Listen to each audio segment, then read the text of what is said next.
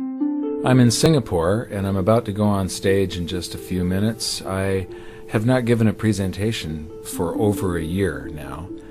I was in a little fender bender a while back, and so I took a little bit of time off. There's this sense of urgency now. The global dollar standard was put in place by a series of accidental events that were very fortunate for the United States because it gave us an advantage over the rest of the world. But our politicians over the past decade or so have abused this privilege as though it was their birthright. And now the rest of the world are turning their backs on the US dollar standard. This is going to cause a financial calamity the likes of which we've never seen before, and it's going to be devastating for most people.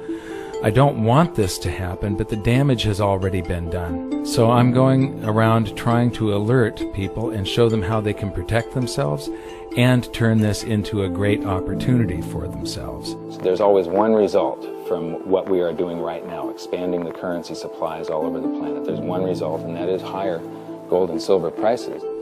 I love America, at least the America that the Founding Fathers created, and I'm hoping that people get interested in this so that they'll see that what made America great is the answer to our problems, to get back to free markets, free people, and sound money. Our own history proves that this is the road to maximum prosperity.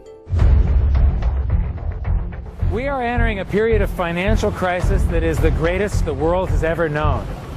The wealth transfer that will take place during this decade is the greatest wealth transfer in history. Wealth is never destroyed, it is merely transferred, and that means that on the opposite side of every crisis there is an opportunity. The great news is that all you have to do to turn this crisis into your great opportunity is to educate yourself. I believe that the best investment that you can make in your lifetime is your own education.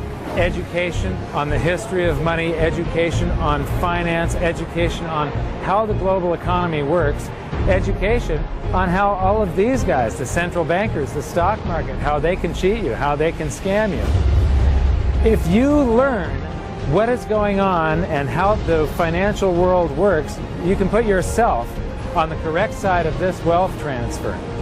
Winston Churchill once said that the further you look into the past, the further that you can see into the future. This program is all about creating your own crystal ball, being able to gaze into the future, being able to change this crisis, the greatest crisis in the history of mankind, into your great opportunity.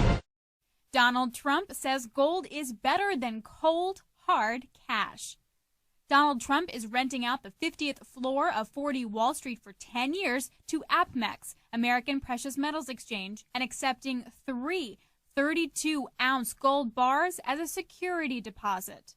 Well, sadly, we all know what's happening to the dollar. The dollar is going down, and it's not a pretty picture, and it's not being sustained by proper policy and proper thinking. This was an opportunity, and maybe an opportunity to show people what's happening with the dollar so that we can do something about it.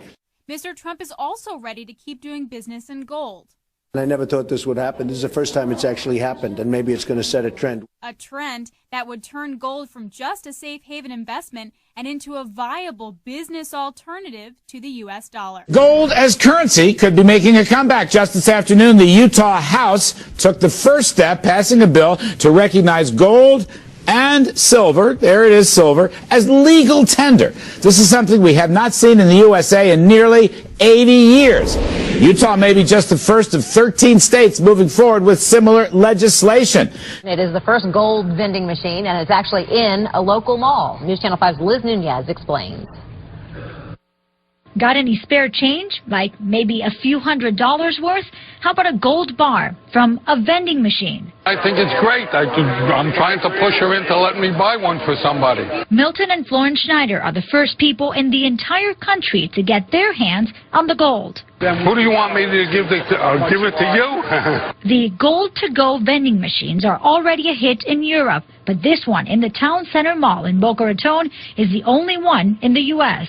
We seen the commotion, we're like, what's going on here, what is this? And then they unveiled it and it said gold ATM machine, but I never knew that they could make it into an ATM. You know, where you can get it so conveniently. We have made this machine especially for shopping small Gold gifts? I think the best gift. They put it away and it'll mature later on. Right now, the machine only takes cash, but they're working on making it credit card friendly as well. The company hopes to have at least 30 of these gold vending machines up around the U.S. by next year. In Boca Raton, Liz Nunez, WPTV News Channel 5. Anthony, what is going on? Yeah, Scott, it was the Dow's worst day since February. The market's been whipsawed all week, trying to figure out just where the global economy is.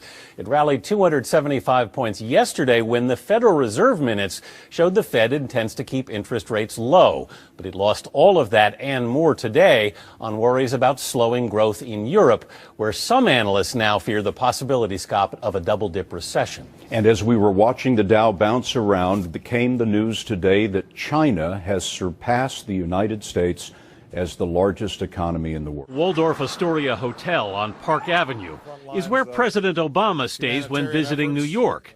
In 1974, when China's future premier Deng Xiaoping first visited the U.S., he stayed at the Waldorf. Now, a firm led by Deng's grandson-in-law is buying the Waldorf.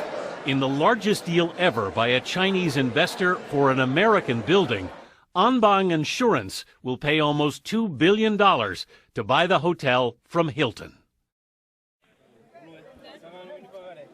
The Zimbabwean dollar is now worthless. Here in my village, the people are trading in gold, pumped from the river.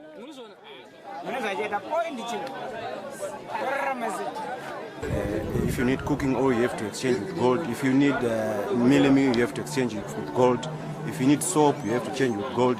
Everything is gold, no Zimbabwean dollar. Gold and silver is God's money. It's money made by God. And then in 1971, the U.S. government, under President Nixon, took God's money and turned it into man-made money. Never in the history of the world has this ever happened. In 1971, the U.S. and Nixon convinced the entire world to replace gold and silver with paper money. This stuff. Cash is trash. They already know. The European Union.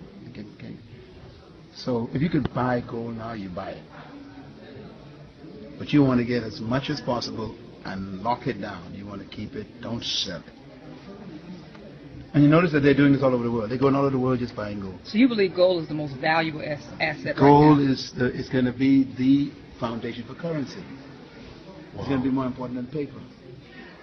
So what I understand is in Zimbabwe right now. It's all over the world. Wow. But they won't tell you that.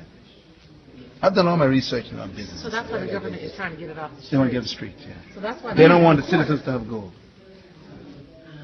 They don't want citizens to have it? They would give you anything for your gold right now. You could deal. Just giving it away. People just giving it away. In the Bahamas, I told them on the radio the other day, you know, they got the same thing. They buy it from all the islands. Every island you go and try and give it to gold. They want all the golds to be in Fort Knox. All. They don't want no gold on the streets. So let me ask you this, on the gold mine, the investment that you made, because Dr. Jewell also makes investments with windmills and different things like that, and so I'm becoming more educated.